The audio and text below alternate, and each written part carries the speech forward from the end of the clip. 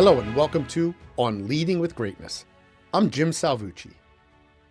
This week's installment, turns out benign bosses are toxic AF too. Boss is just slang for jerk in charge.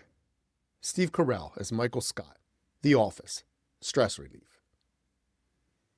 Have you ever seen the British version of The Office? The American version largely replicates the setting and characters of the original British version, with its focus on the comical absurdity of a clueless boss and the havoc he wreaks. Not surprisingly, though, the tone of the British version is much darker. In the original version, the office manager, David Brent, played by the show's co-creator, Ricky Gervais, is even more cloying and oblivious than the American version's Michael Scott, played by Steve Carell. Brent thinks of himself as a comedian, which Gervais actually is, and he thinks of his workplace as a space for a fun-loving romp. Creating a workplace that's all joking and entertainment, he maintains, is just good leadership, even if little work gets done and everyone seems miserable. I write and speak a lot about authoritarian bosses, those command and control freaks who wouldn't understand leadership if you filled their hollow noggins with John Maxwell's brain. I also once wrote about the horrors of having a boss who's the quintessential nice leader. Nice leader is a misnomer because nice leaders, while nice, don't really lead at all. They're egoless, and as I explained in that piece, a regulated ego is the X factor in leadership. Nice, utterly egoless leaders are too busy avoiding confrontation, direct engagement, and decisive action to prevent their team members from suffering. Gervais's character, David Brent, wants to come across as a decent bloke, but he's not a nice leader in the way I mean it. For one thing, his massive ego has its own gravitational force, a black hole of pure Brent. Brent is something else altogether, not cruel for its own sake, like an autocrat, although he can be cruel when it suits him. Not nice as a rule, and certainly not kind. In his narcissistic fever dreams, he imagines himself as sui generis, a sort of unicorn leader, just one of the lads, but somehow always perched upon the throne of attention. Brent presents himself as a benign leader, but he's aggressively benign, and the show demonstrates amply that such a beast can be as toxic as the worst boss. He's as prone to boneheaded and inappropriate comments as Carell's Michael Scott, but Brent's toxicity extends far beyond that. Both bosses see themselves as friends to their employees rather than supervisors, although Scott does manage to earn some personal affection, while Brent's power to project unlikability is almost superhuman. The biggest difference between the two men has to do with their greatest shared weakness, their lack of self-awareness. Scott does occasionally, painfully, briefly break through his obliviousness to glimpse his inadequacy, such as when he laments, "Boss is just slang for jerk in charge." For his part, Brent experiences no such insight.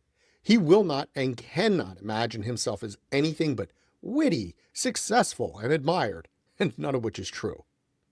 He sees his own boss as the actual jerk in charge, even as Brent plays the jerk, or worse.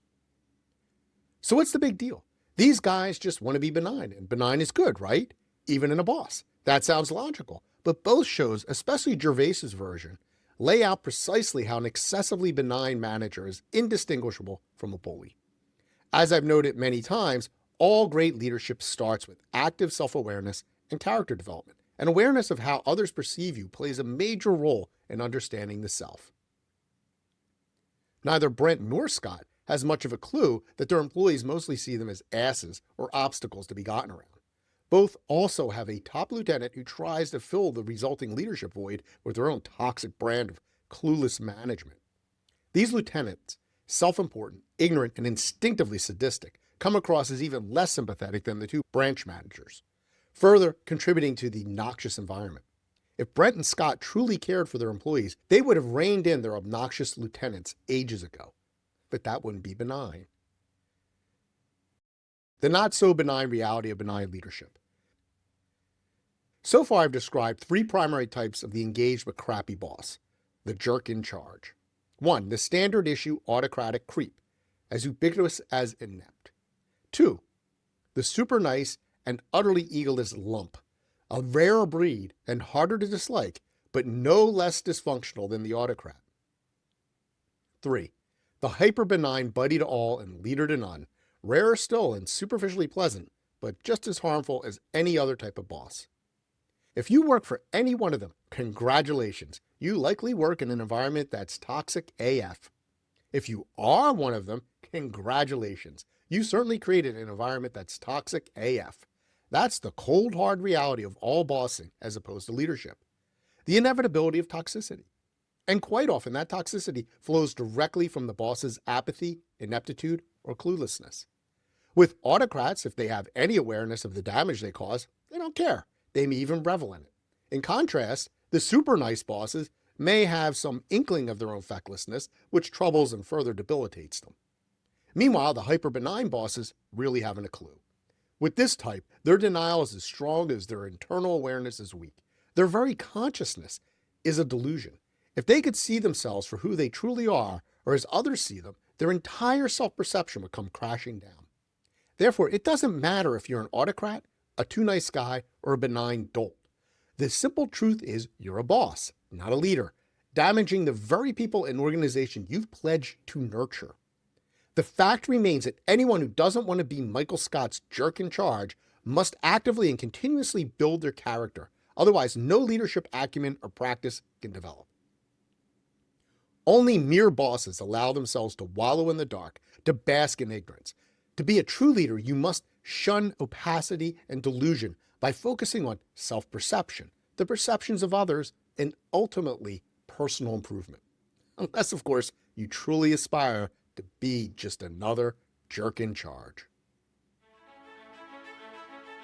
Do you work for or consider yourself a hyper-benign boss? What can you do to compensate for the inevitable dysfunction? Leaders must perceive that benign bosses are no better than nice guy bosses and autocrats, and I can help. Unlock the great leader within. Download my free resource, the Transform to Greatness Toolkit, now at thegreatleadershiptoolkit.com. I look forward to hearing from you.